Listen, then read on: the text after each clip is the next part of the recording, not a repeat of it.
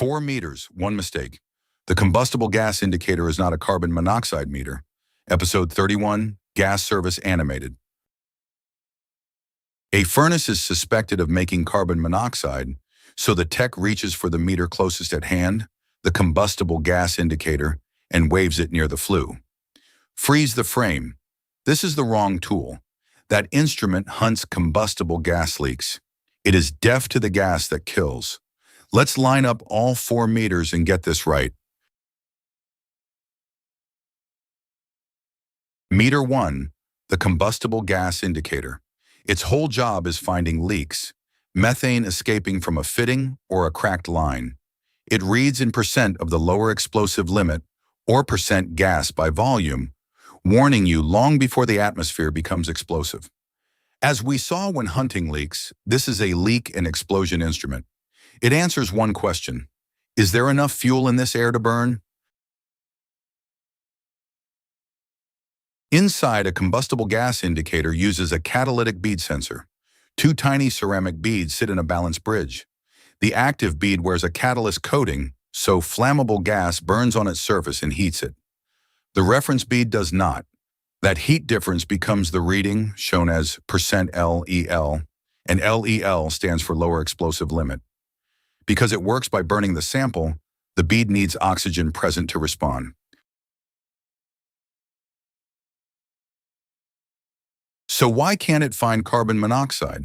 Because %LEL and carbon monoxide are 2 separate measurements, read by 2 separate sensors. A combustible gas indicator has a catalytic bead. It has no carbon monoxide cell at all.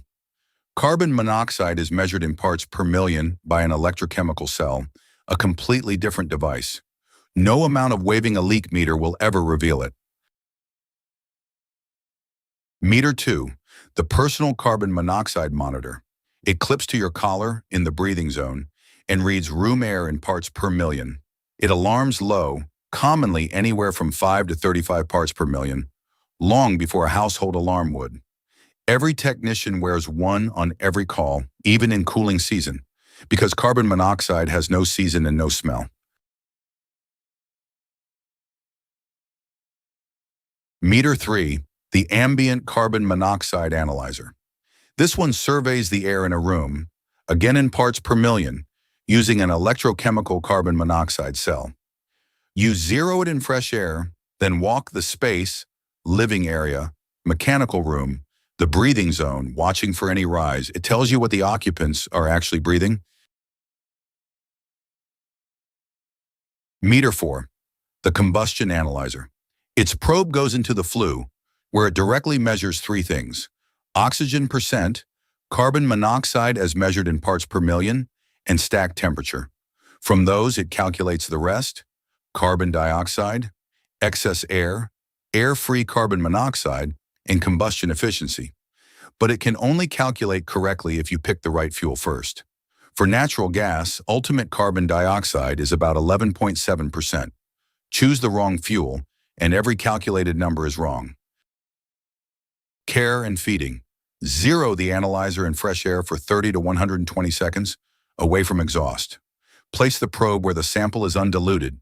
Bench calibrate the cells every 6 to 12 months because electrochemical cells drift and wear out.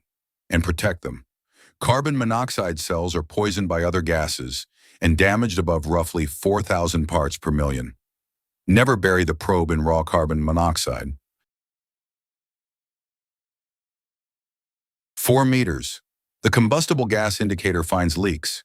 3 instruments read carbon monoxide in parts per million. Never chase carbon monoxide with a leak meter, and never hunt a leak with a carbon monoxide meter. Next, chasing the source.